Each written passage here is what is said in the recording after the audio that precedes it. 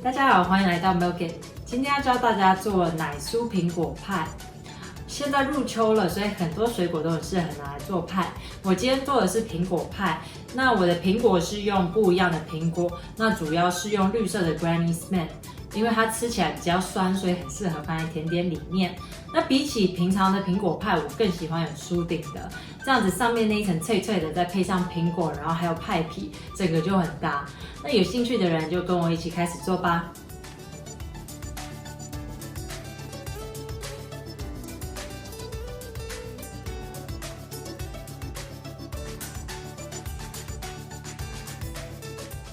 要做派皮，把面粉、糖和盐放到碗里，把干粉搅拌均匀，再把切成块状的冰奶油拌入干粉，用压拌器把两者融合。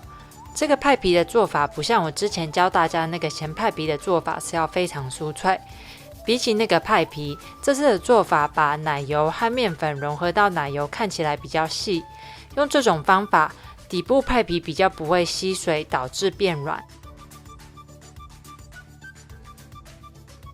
差不多像这样就好了，不要搅拌过头，让奶油融化。再一点一点加入冰水，看面团吸收的程度。这个派皮比起之前的，水的比例会比较少一点，也不要过度搅拌，融合就好了。不然派皮会变硬。放保鲜膜在桌上摊平，把派皮面团放到保鲜膜上，用手整形，整形成扁扁圆形的就好了。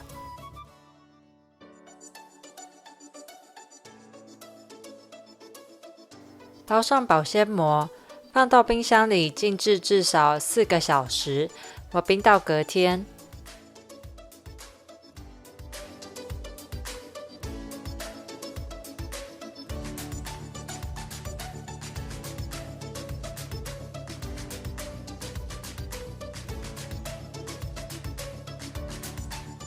做苹果内馅，先把苹果削皮。苹果内馅我今天用的苹果种类是 Granny Smith 跟 Honey Crisp。这两种都是偏脆的，所以煮起来比较不会散掉和化掉。我刚开始削了4颗苹果，因为苹果比较大，所以最后只用到3颗。再来把苹果切丁，差不多这个大小。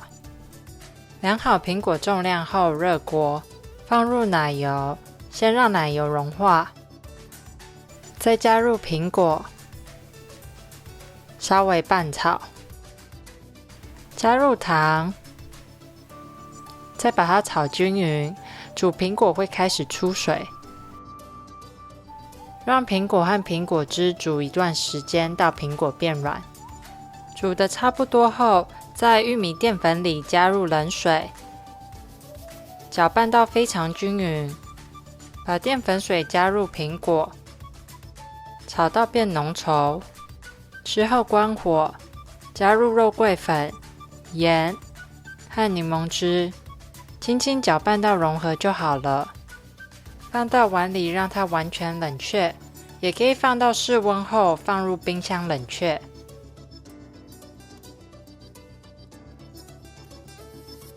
这次用9寸塔模，从冰箱拿出派皮，桌上撒点手粉。然后派皮上也撒一点，用擀面棍用压的方式让派皮回温，好操作。朝不同方向擀派皮，擀派皮动作要快，避免派皮的奶油融化。派皮擀到差不多4毫米厚，擀到比塔模大一点点。把派皮放到擀面棍上，再把派皮放到塔模上，派皮塞到模型里贴合，用小刀子把多出来的派皮切掉。多出来的派皮可以另外做小型派。好了的派皮先冰到冰箱静置冷却，之后从冰箱拿出派皮，放入冷却的苹果内馅，一定要确定内馅已经冷却，再把内馅铺平。我们盖一层铝箔纸，避免上面烤得太上色。我们先要把派皮烤熟，放到预热430度的烤箱烤30到35分钟。在预热的时候，我里面已经放了一个烤盘。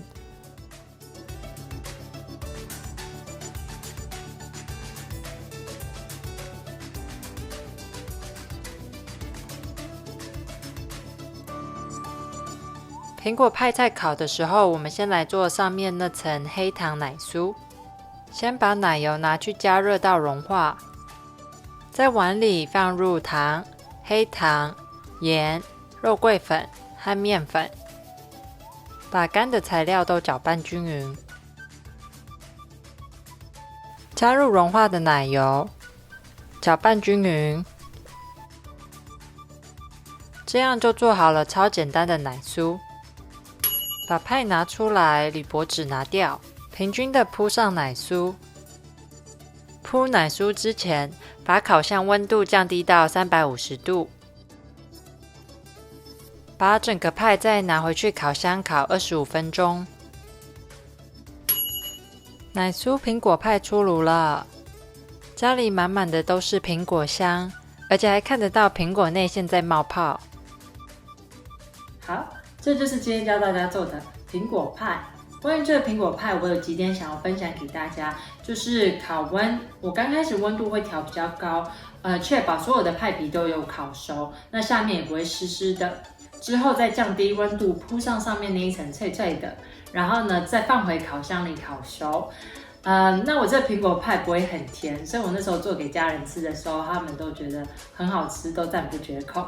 我是觉得热热的时候吃是最好吃的，所以如果吃不完放到隔天的时候，也可以再放回烤箱里加热再吃。